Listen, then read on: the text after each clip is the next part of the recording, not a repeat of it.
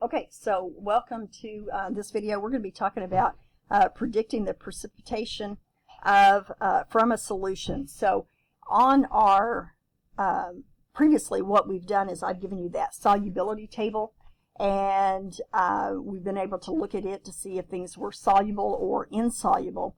And you don't have to do that. You can use your KSP and QSP values to determine that. And so again, what we're going to be doing is a comparison of the QSP to the KSP. So the rule is going to be, if your QSP, okay, so if the amount that you're trying to dissolve is less than what it is at equilibrium, okay, you're not going to form a precipitate. So that's considered an unsaturated solution. If your QSP is equal to your KSP, that means that it is saturated, but still no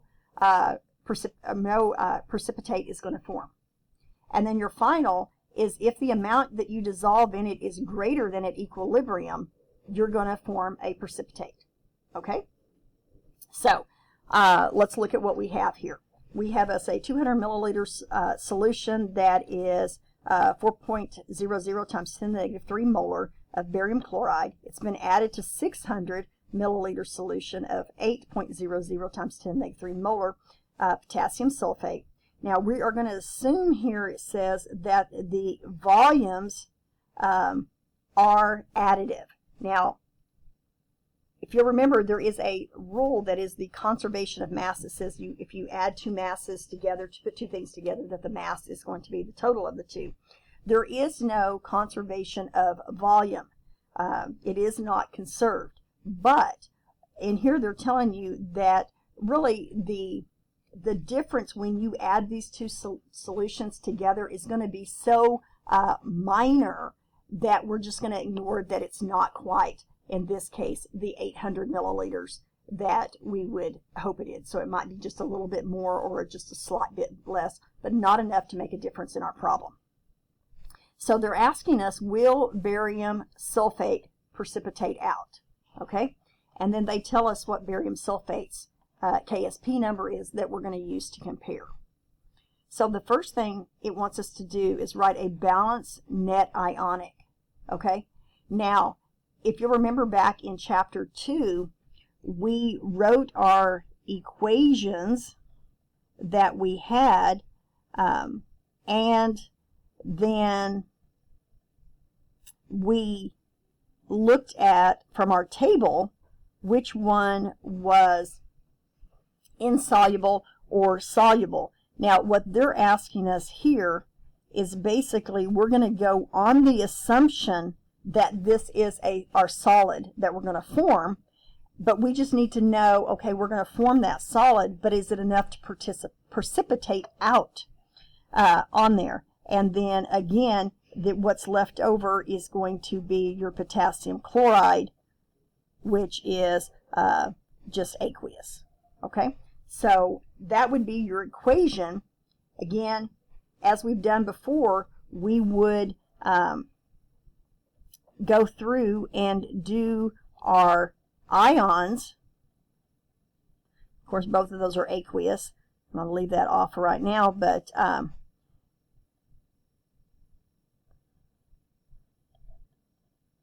so forth. And then again, this stays as our solid. I'm just doing this to review. You really don't need this step, but again, I'm putting it in more as a review than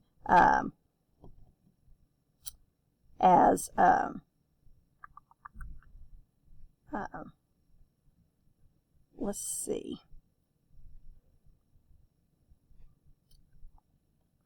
I was looking at my oh, I didn't balance, did I? That was my bad. I needed 2 there. There we go. I was fixing to say things are not looking at. Remember, we needed to balance it. That was my bad. Okay, and so again, remember we crossed out our spectators. Okay, and so what this leaves us with is that barium sulfate, again, as a net ionic, if it is our solid, it is the barium 2+ plus the sulfate. Now, what I meant by earlier is we really didn't need to show all of this work here, is because they're already telling us what our precipitate is, and we should know from our net ionic that if that is our precipitate, that this would be the two ions that would form that. Okay. The next thing that we're going to do is to find, because we're going to need the concentration of both of these. Okay? So let's start with the barium chloride. And we know that the molarity of the barium chloride is 4.00 times 10 to the negative 3. Now, that is per 1,000, but we only have 200 milliliters of that. So we need to do a conversion here to see how much of that solution is the barium. Okay? So, what I'm going to do, and you could do this several different ways, but what makes sense to me is this is moles per 1 liter, and I have 200 milliliters, which is 0.2 liters, so I'm actually just going to do a proportion on there. Now, I could do it as a unit conversion, but a proportion makes more sense to me here. And so I would just cross multiply to find my moles per 1 liter on there. And so 0.2 times 4 times 10 to the negative 3. And so that is going to give me 8.0 times 10 to the negative 4. And that would be, again, moles, but that's also my molarity, okay, of my barium. So my barium would be 8.0 times 10 to the negative 4 molarity, okay, because again, that's per liter, because that's what I changed it to. And then I'm going to do the same thing for my sulfate. Now, let me back up on this. Again, this is, when I look at this, the other way you could have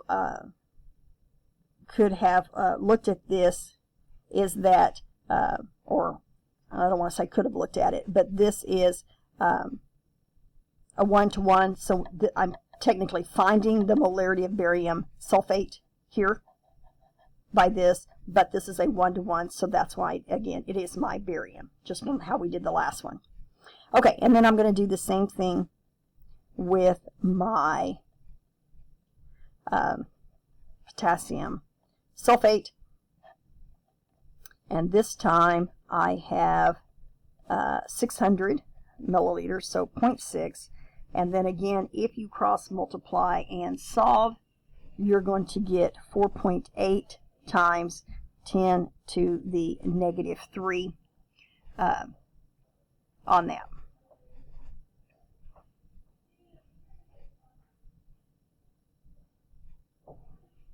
Okay, so this would be my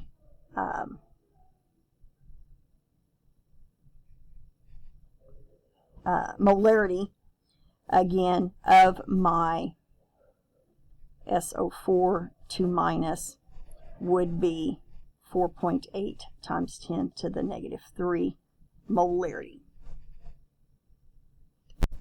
Okay, so I'm kind of running out a little bit of room because I'm not done here, guys. This here is my molarity in the 200.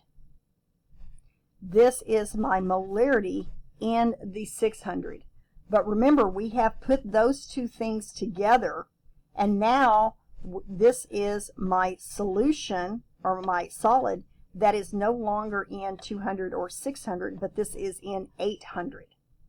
Okay, so watch what we're doing here. So this is my molarity in the 200, my molarity in the 600, okay? And I need to, like I said, I don't have enough room here. So the molarity in the total solution, I need to, where do I want to do this at, so you can see it. I'm going to come over here. So the barium, okay, in solution, okay, over here. And my total is going to be the 8 times 10 to the negative 4, and I need to divide it now by the 800 milliliters, or 0.8 liters. And that's going to give me 1.0 times 10 to the negative 3 molarity. Okay, and then I'm going to do the same thing for my sulfate.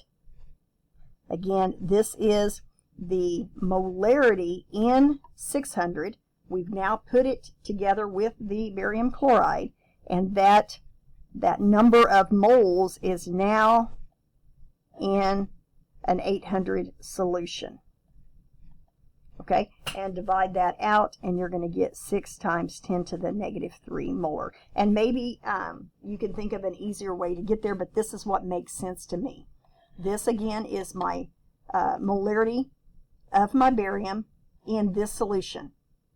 Okay, this is my molarity of my sulfate in this solution. I put the two together, and now this solution here, that this is a solid in and precipitates out, is the 800 milliliter solution.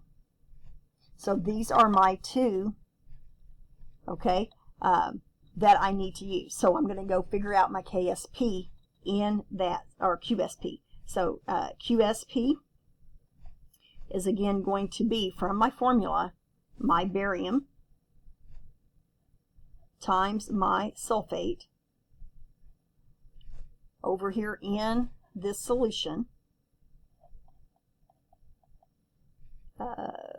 So barium was the 1.0 times 10 to the negative 3, and the sulfate was 6.10 times 10 to, times 10 to the negative 3. So my QSP in this case is going to be 6.0, we'll put a 0 there, times 10 to the negative 6. Okay, there's my QSP. Now, we're going to come up and do a comparison. We're going to compare the QSP to the KSP. So, in this case, my QSP, which is 6.0 times 10 to the negative 6, and my KSP, which is up there in the problem, okay, it's 1.08 times 10 to the negative 10. So hopefully you know that a negative 6 is greater than a negative 10. Therefore, my QSP is greater than my KSP, which means that I will form a precipitate. And so that is a solid. Okay, so a precipitate is formed. Okay, so when we were doing the problems earlier in previous chapters, we were not really looking at our amounts to see if there was enough ions in there to precipitate out. Okay, so this is going to be, again, the steps you're going to do. So don't just use these two solutions, or these two molarities. You've got to use the molarity in the final solution. Okay, so that is how you will do those problems on determining whether or not it precipitates out.